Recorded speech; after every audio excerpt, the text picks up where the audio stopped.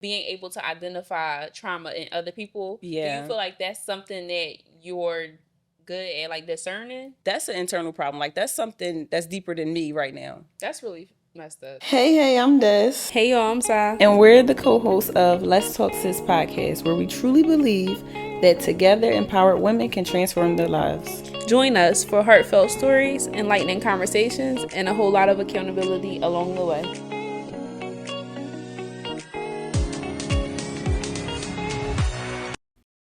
Hey. Hey, How are you? I'm feeling good. How are you? I'm feeling good. I feel really good. A little tired, but I feel good. A little tired. Child, Why are you yes. tired? I'm sleepy. Not tired really, but sleepy. Like, I don't know. Had a long day, a very long day, so I'm tired. I feel a long day. I feel a long day. I just Child. wrapped up a 10-hour shift and now we in production. I felt like saying that was like in a way of like, girl, why are you tired?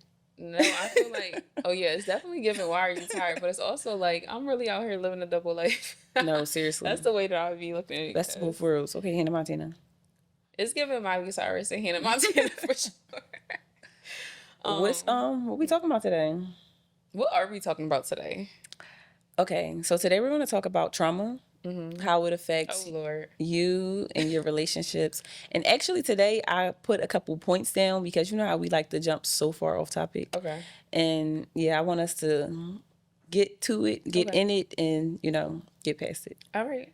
Okay. So first I want to say I feel like trauma has such a negative connotation. Like when you hear trauma, you instantly think of like the worst things that's happened, right?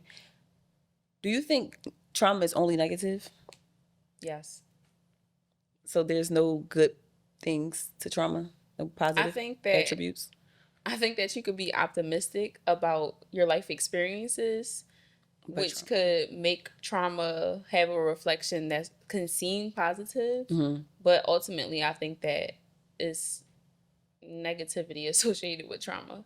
At least that's what I believe. So what is the definition of trauma to you? Like what does that mean?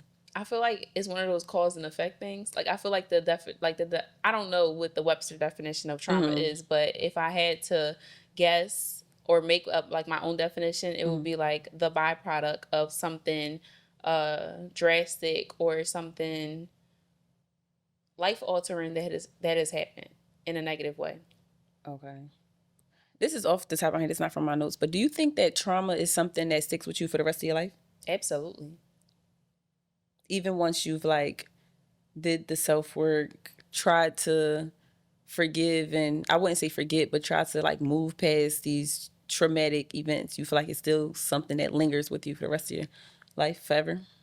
I definitely agree that trauma is a part of our identity in a sense. And I feel like no matter how much work you do, I feel like it's a part of your DNA.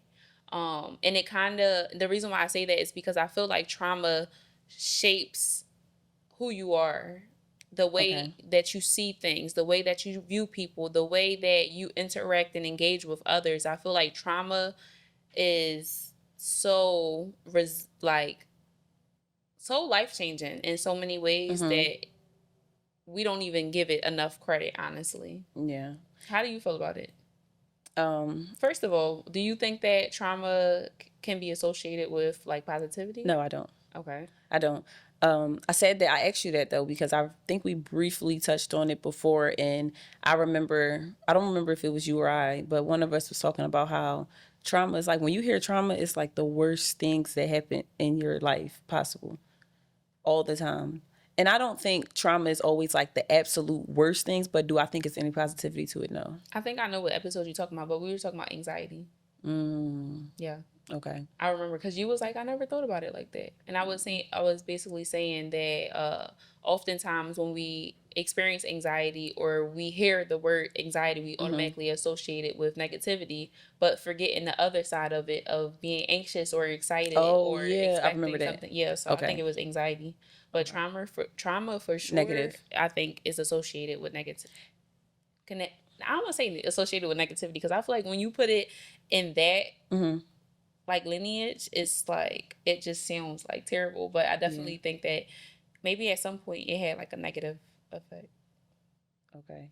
In what ways do you feel like, you know how you notice how trauma affects you? You know the feelings you feel, the triggers you. Do you feel like it's possible to notice how trauma affects others from that, like from like the outside point of view? Well, first of all, I want to go back to the first half of your question. I don't think that it is possible for you to identify how It affects you. trauma affects you. Okay, well let's I think that keep on that question. Yeah. yeah, let's say I think that for me personally, it took a certain level of self-work and self-awareness in order for me to be able to identify, oh, well, I'm responding this way. And even sometimes when I respond or react a certain type of way, I have to sit with it for a little minute before it registers like, okay, this is a pattern or this, why do you, like, I have to really sit with myself sometimes and ask myself, like, where is this coming from? Like, okay, this person said that, but why am I digging deep into what this person meant or trying to put two and two together or assume the worst, you know? So I think a lot of times it's not common for us as individuals, especially individuals who aren't on their journey of enlightenment, to identify when they're triggered or identify when their trauma is showing up. Okay. Well, in which ways do you feel like trauma can affect you mentally, I mean physically or like emotionally? What do you mean? How do you identify that? You Within said yourself? Yeah. Like, so you said when certain things happen, how you said you got to go back and ask, like, wait, why did this trigger me or why did this affect me? Will you only feel like you can recognize trauma within encountering situations that resemble these ways that you feel? That's a really, I feel like a compact question. And I hope that I answer your question, like specifically. But I think for me, I can instantly recollect a moment where trauma has affected me when I get a certain feeling. I think being in tune with myself and my emotions also aids in the process of being in tune with my thoughts. So, for example, yesterday I got triggered from a situation, right? And I allowed that situation to consume, I don't even want to say sit, but consume my mind for several hours. And then I got home and I was like, okay, I'm still consumed because I'm still thinking about it and still thinking about different scenarios and different outcomes and maybe different ways that this person could have gotten their point across. Yeah. But I had to have a conversation with myself, like reel myself in and be like, okay, well, how about you sleep on it? Because as women, we're really emotional, right? So it's a lot of women who will, I truly believe, will never really like arrive at a point of emotional maturity. And that's something that I strive towards, but also that's something that men really possess more than women because they're logical. What, emotional maturity? Emotional maturity. Okay. Because they're more logical and we're more emotional. So it's like an anatomy thing, right? But also just saying that could repetitively could ultimately be an excuse. So Yeah. so for me, I feel like I'm constantly challenging my emotions and my thoughts, and especially when I'm offended, and especially when it's so hard because I challenge my thoughts a lot of times after the opportunity presents itself for me to respond a different way. And that's like one of the things that I'm actively working on because it's really hard, honestly. But I feel like God puts me in these situations over and over and As over practice. for me to learn my lesson. Like and I test, be failing the test every single time, like honestly. Being self-aware is what counts. So you're a step further. But Because I'm sure you weren't always aware of what you were encountering. Always aware, but also I'm tired of hearing it. Like awareness is really good. Self-awareness is great, but like, okay, you know you're aware. Now what you gonna do with it? That's how I be feeling now. Yeah. It's like step one. That's what I said. It's like step one is accomplished. Okay, now I'm able to recognize this.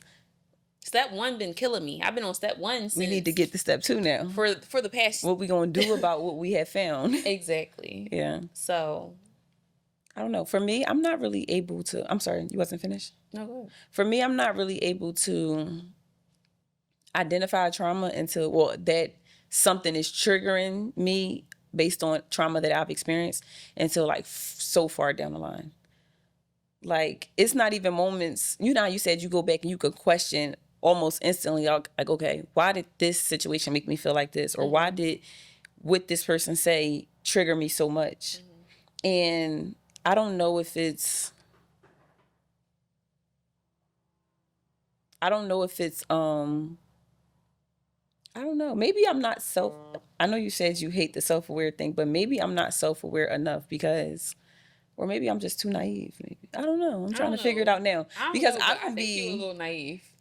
I be saying that all the time, y'all. It's no way. Sometimes I be thinking like it's an act, but then I realize she's so serious in her naiveness, and it's like it's a certain level of grace that's required to deal with someone who is like unintentionally naive, but give like no. Give an very example, please, of the okay. situation. Um, I'm gonna come back to I this. was about to say, why are you thinking? I'm gonna Uh, finish explaining. So, like I said, you know how you're able to recognize or question why did what this person said trigger me like that. With me, when somebody I don't sit there and question why did they make me feel no. I know why they made me feel that way because you said that. Like in the moment, it's not on me, it's on that person, or it's that's on so you, or it's on the childish. opposite That's side. so childish. And it's not until way after until honestly until it's like I'm talking to a friend or a therapist or somebody and then it's like, okay, I get called out a little bit. And then I'm thinking about it like, Okay, so it probably wasn't that when deep. you're getting called out, does that make you think about like does that trigger a train of thoughts that align with that same exact situation, or does it just make you instantly go into self-reflection? It triggers a train of thoughts Okay. because now I'm thinking back to different times when I felt that same way, or I'm thinking back to different scenarios that triggered that same emotion or feeling within me. And now it's like, okay, now I need to figure out where did this, derive from, or, something like that. Yeah. So it's reflection is a part of it, but I still feel like I got to go down the storyline of things that I've experienced to understand why this specific thing is bothering me because it shouldn't bother me. I shouldn't have to react to that this way or something like that. So I I don't don't know, know. but it's not. It's I'm telling Because you, I wouldn't even say it's naive. It's just like but wait, where is the justification of this shouldn't bother you or you shouldn't feel like you have to respond or react this way coming from? well, that's not in all situations. That's what I said. Most of the time, it's not me, it's them. So Okay, it sounds like accountability is the problem here. At first, I thought you was naive, but honestly, I think it's just a lack of self accountability. I take accountability a lot. But Did for you you, think of that scenario yet? Because we can decipher if it's accountability or I feel like there's being so nice. many, too many for me to That's what just. people say when they don't have nothing to say. I feel like it's nothing there. No, seriously, I really do want to. I really do want to bring up a I wish we could situation. put the like Jeopardy music like. Um. Okay, so for example, it'd be like the littlest things. So like if okay, so if you'll be like, and mind you, I'm making this up as like an example. So if you feel like I'm not telling the truth, then feel free to interject. So for example, I'll be like, can you pass me the brush right there? And she'll be like, well, what your arms broke? Oh, So wait. hold on. No, hold on. Let me Wait. finish the whole scenario. Pause on the play. Hold on. Can we reverse that? Because that's how you be. No. I asked you if y'all remember to the episode when I was talking about the storage. And Well, when I that ask was for help and it's you got arms, you can carry stuff. no, that wasn't my argument. My That's the argument same was that example. I always do it by myself. So why do you act like you can't? So saying, "Do you got arms?" That's something that you would say No, to me. that's definitely something you have said. Hold on, let me finish the whole outline though, before we get to okay. So you'll be like, "Whoa, what your arms broke?" or something like that, and then I'll just have an attitude, or I'll shut No, down and I'll okay. remove myself from the situation, and then you'll be like, "What's wrong with you? Do you have an attitude or something? Your attitude stinks." And it's like, how naive could you be to think that a response like that wouldn't breed an attitude or some sort of like strife? Like, I'm confused. I'm gonna take accountability right now, right? Ooh. And I'm gonna say I wouldn't say nothing specifically like that, like, oh, your arms broke. But instantly in my head, I'm thinking like something that I would say is like, I'm the only one with arms here. So I would still say something smart. So you're absolutely right. And being oblivious to why you have an attitude after is correct as well. I I'm don't talking think about. it's being naive though. I just think stuff don't be that deep. Like, what you I mad just for? feel You should have like just grabbed the brush instead of catching the attitude. Now I you want feel to be like mad for the next 4 I hours. feel like you stating that you be acting well, you be acting oblivious. It's not to it. acting oblivious. I really be oblivious because in my heart, I feel like it's not that She deep. be like, yeah, what we gonna eat for dinner? Girl, what you mean dinner? You better eat sleeping attitude for dinner. Don't ask me what I'm eating. Like, Sleeping attitude is crazy. That is dinner a lot of times here. Um, no, but no, I don't act oblivious. I really be confused. Like I don't be understanding. And I'm gonna tell you why, especially with you. I think you If don't. we talking about this specific dynamic, especially with you, Mm-hmm. I be confused as to why do you be having full blown attitudes if I quote unquote say something smart or sarcastic when you get smart and be sarcastic all the time and you do the same exact thing. So if roles were reversed and you said something, I said something and you said something smart in response, and then I shut down as I would do and I would just be quiet or be on my phone or nothing you say is funny, and when you be making little comments, I don't respond, and then you'll say the same thing. Oh, you got an attitude? I'd be like, no, I don't got an attitude. But I just be Whole time you know you just got smart with me 5 minutes ago and you just confused as to okay. why I don't want to talk to you no No, more. I don't be confused. So why you be asking me? Knowing you have an attitude. So why do you Because be I know asking? you want to lie. So what you asking for? I just be wanting you to admit that you have an attitude because you the type of person who Did will somebody ever no Listen, for the girls? hold on. She the type of person, y'all. She is the type of person who would do some shit to piss you off and really grind your gears, and then think that it's peaches and creams and shit's supposed to be like gravy. Get over it. Like it's not that deep. No, like I like, and then hold on. Another thing is she could have it. She's a Libra, y'all. I don't know if y'all know, but she will have an attitude, and you will not know. Like you will know, but she'll make it seem like, oh, she just cooler than a motherfucking fan. I'm telling you. I'm telling you, she act like I'm cool. I'm cool. So about this. unbothered, but mind you, inside she be melting. I'm telling you, like, and then later, 3 days later, she'll come to you and be like, "So, are you ready to talk about what happened?" Girl, 3 days later. I never came 3 days later to talk about something that happened 3 days ago. 3 days? That's no. Her exact line be, you know, it's really unacceptable to be acting like that, and you really need to grow up and change. Because now that because listen. But you just said you don't be doing that. So which one is it? No, 3 days later is crazy. Okay, I don't be doing that. But I do come back to it. Mm-hmm. But I think what you don't recognize is, for me, that's a part of my group. Mm-hmm. Because instead of us bickering or arguing, and unfortunately, I will take accountability for this as well. But when I'm mad or like got an attitude, I say petty, unnecessary, smart stuff. Like, oh, I know. And like to the point of like, what you even say that for? Like that wasn't even necessary. That don't got nothing to do with this. You know what I'm saying? And it's like that's not necessary. So since I know that, but since I know that about myself, I just shut up and be cool. You could literally taken a Slim Jim of hers this morning, and then she got an attitude and she like, yeah, you gonna buy my Slim Jim back? All right, I ain't that petty. No, I'm not. I got you down for that. No, I'm not. I got you down for that, bro. No. I'm not. Wait, so I want to go back to a question that you asked, because you had a 2-part question, but it was basically about being able to identify trauma in other people. Yeah. Do you feel like that's something that you're good at, like discerning? Trauma specifically, no. Only because, it's really hard to say, for me anyway, to try to base something, like I do a lot, but then also. You do a lot of what? I'd be like, oh, you need. Excuse me? You said you do a lot. What? I do try to like be able to discern that with like the people that's most close to me. Mm-hmm. So we can give our situation as an example. I'm sure you probably remember there's plenty of times where I be like, you need to go to therapy. Did you talk to your therapist? You need to go. I'm talking about like a while ago. I'm like, you need to go. Like I be trying to base stuff off of, that's an internal problem. Like that's something that's deeper than me right now. That's really messed up. Yeah, but that's what I'm saying. So that's why I try not to do that too. But in my head, I feel like I'd be able to tell, like, yeah, that's trauma. That's why that one This problem is episode. deeper than me. That's what be going on in my head. Because it's no way that I just made you act like that. Like, what I So said or that did doesn't wasn't tie that into serious. you not accepting accountability and just being naive. Because I see where you're going, but it just seems like you're like deflecting.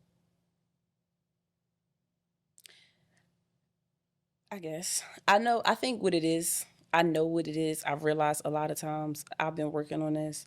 At times, I really, really try my hardest not to be. And I don't be thinking I am, but at times I can be invalidating. Very much so. At times or most of the times? At times, not too Most of the much. times, for At sure. times, I can be invalidating. A lot of times, though, it really don't be that deep. But then, But who a are lot you of to tell times, someone else that things are not that that's deep? what I mean by it could be invalidating. Yeah. Yeah, because just because I probably wouldn't have reacted that way to that situation does not excuse the fact that it made you feel that way. So that's I'm taking accountability. You trying to at least. That's accountability. So to answer my question in a nutshell, is that a yes or a no? am I able to tell people like discern people's when trauma? you feel like people's reactions or actions is like a byproduct of their own personal trauma? I think so. So if you think so, you telling me that you're able to discern other people's byproduct of trauma but not your own, which goes to show me Okay. how much which just goes to show me how much you pay attention. I didn't know you was gonna spin it that way, but okay. I'm just saying that just shows others and not myself. Yeah, like why? Because I'm not. That's a part of that Truthfully, deflection. I'm not. No. But I'm not really emotionally intelligent. I'm not always able to identify my emotions. Truthfully, not just emotionally intelligent. Yeah, like I'm not. I'm not able to identify my emotions, and for so long I didn't know that until my therapist literally printed out a color emotional wheel, like I was in second grade. Like, how does this make you feel? Point to it on the chart. And that's when I realized, like, I don't know. I don't know if I'm mad. I don't know if I'm embarrassed. I don't know if scary. Yeah, like, not in every situation, but in a lot of situations, I'm not able to tell, like, how did that? Like, I know when I'm mad, but I'm saying deeper things. Like, I'm not the best at identifying my emotions. That's a little scary. Yeah. Yeah, I'm not the best at that. But I can identify, I don't know. I am not the best at identifying my emotions, so I do know that. So that's the answer to your question. That's why I can't really fully tell when things are trauma bound for me. I can, but just not in the moment. Like, it's way after the fact that I'm able to identify or even think back. But I think another part of that is that I don't remember nothing. But that's a trauma response as well. Well, but emotional intelligence and emotional maturity is like, well, define the two. Like, emotional maturity is being able to, I don't want to say, have control over your emotions. Emotional intelligence is like that awareness factor, like being able to identify and compartmentalize. Yeah, compartmentalize. I didn't want to butcher the word, but your emotions. Yeah, so I believe I'm emotionally mature. I can control myself and handle my emotions and deal with my emotions, but I'm not able to put words into my emotions, if that makes sense. That's a little interesting, only because I thought that, like, emotional maturity, I thought that it was like a journey through your emotions. And if that makes sense. I don't know much about emotions. I feel like for you to say that, it leads me to wonder, do you know how to deal with your emotions, or is it like a wall or mask that you put up? Because it gives suppression. Just like I said, that you will act like you're the most unbothered person in the world when you pissed off, but really deep down inside you be affected by it. No, I think I know how to deal with my emotions, because in the moment when I'm pissed off, instead of me instantly reacting, I give myself time to be able to put the way I feel, or the way whatever the situation is made me feel or offended me, into words to later, 2 days, 2 hours, whenever it is that I come back to later express and speak about it now rationally. Okay.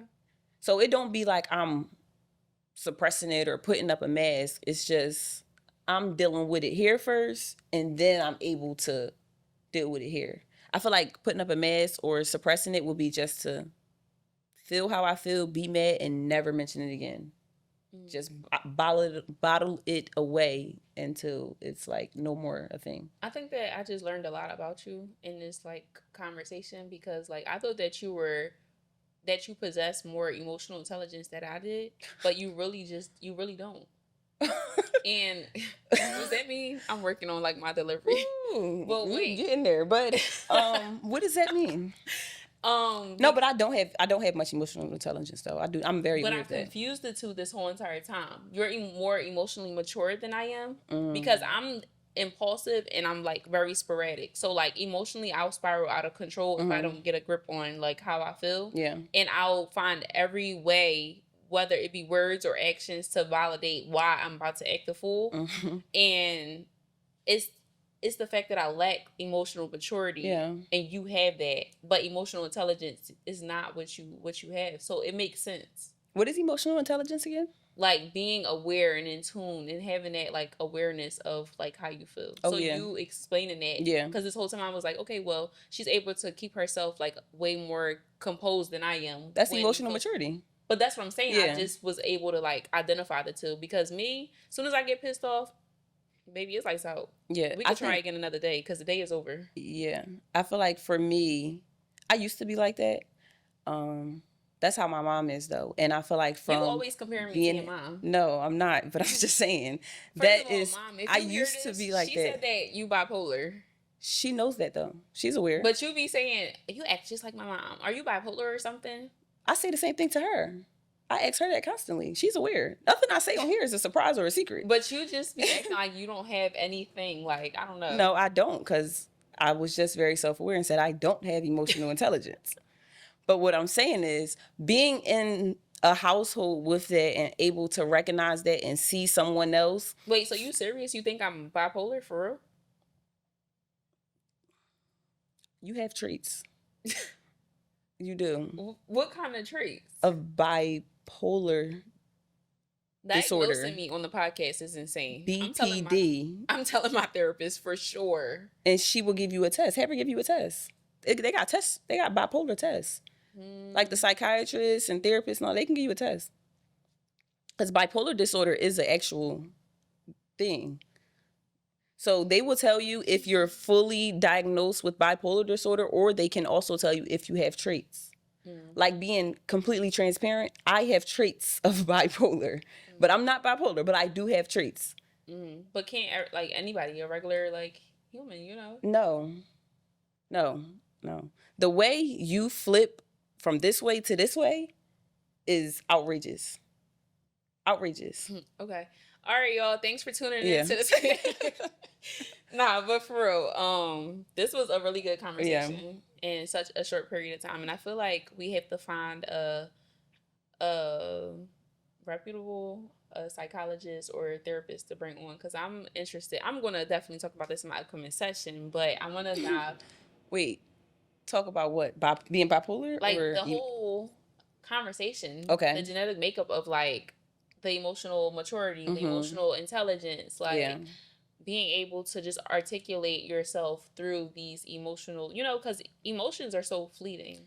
So it's like you can literally experience some like clockwork in such a short period of time. And I think that while I'm on this journey of just trying to be a better person, I do think I have bipolar a little bit, because like I don't know how to explain it. I'm telling my business. But when I get mad, I don't see anything but like I black out. Like I don't remember what I say. Like I don't. And I was in therapy at one point for anger management. So I'm not sure if that ties into that. Same thing. That was like a mandate that I had to go through. But come on, you being shady and I'm being vulnerable. I didn't say nothing. Okay, so maybe I need to get that checked out just a little bit. So yeah. I'm not gonna tell you business, but yeah, you should. What's my business? Because I'm sitting here thinking about how you just asked me, how are you bipolar? And it's like, how are you not self-aware to being bipolar? Like you don't, because like, for example, when I say I know I got traits, you can't identify one moment when you feel rage, red, black, like you upset, pissed off, and then literally the next moment you could be like joking around about something and be cool or try to be friends. That's bipolar. I don't know. We need a therapist or a psychiatrist. No, a therapist, because a psychiatrist gonna try to send us to the pharmacy.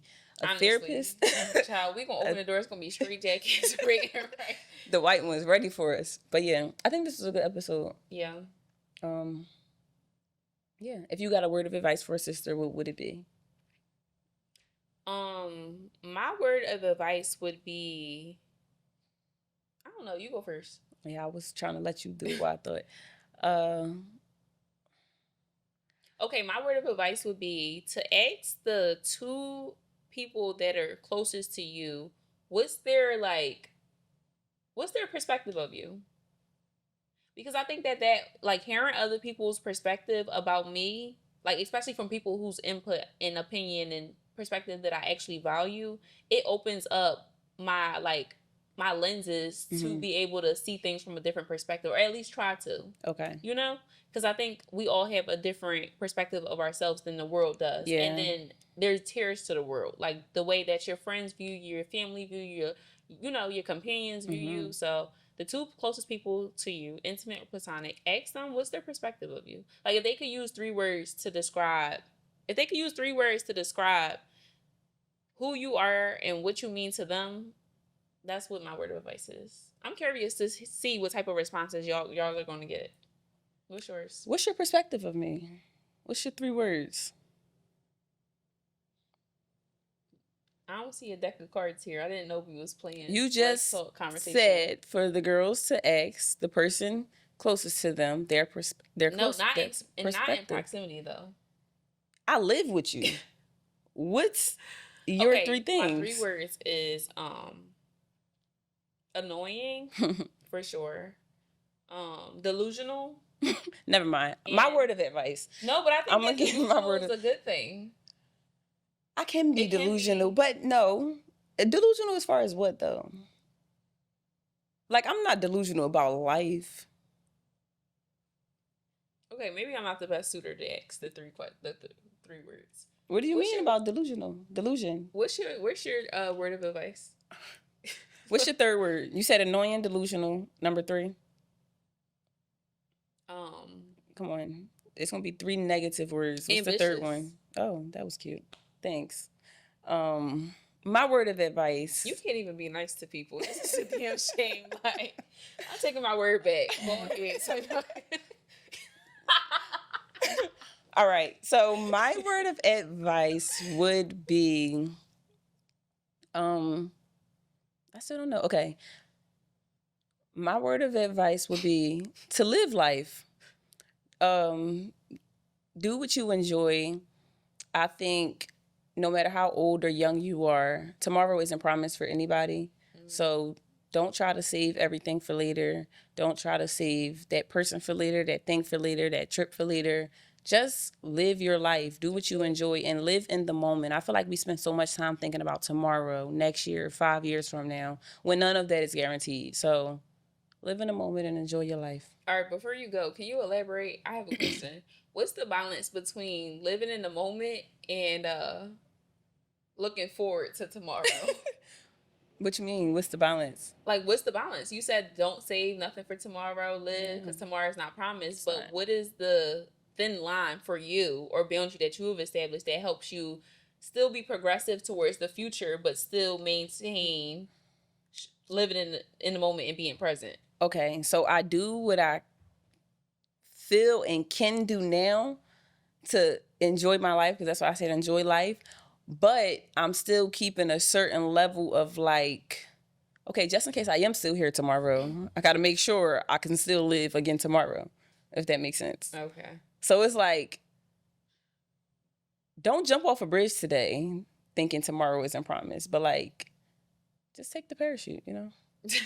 So still jump, but just make sure you got a safety net. That's basically. Okay, yeah. Cool. So, well, this was a really good episode. Mm-hmm. I gained a lot of insight about, it's crazy how much you never know somebody. Yeah. And like how many layers and dimensions there there are to us as individuals. I think it's such a beautiful journey. Yeah, it is. Um, It's a forever ongoing journey as well, I believe. it is. And it just shows that no matter what type of relationship you have, it requires a great deal of commitment and consistency and so many other things. So, yeah, it was cool.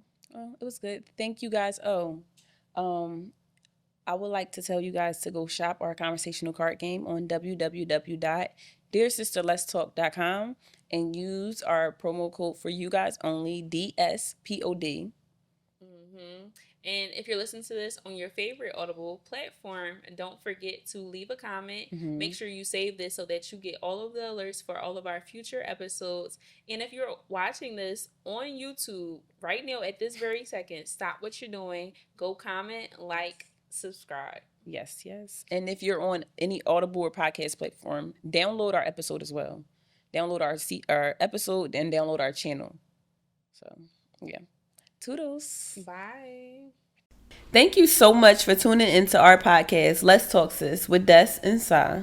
Stay connected by following us on all of your favorite social media platforms. And don't forget, use hashtag #DearSisterLet'sTalk to find us. Wait, before you go, head over to our website or our Instagram and join our interactive community for a daily dose of sisterhood, where like-minded women fellowship, encourage, and create a safe space amongst one another.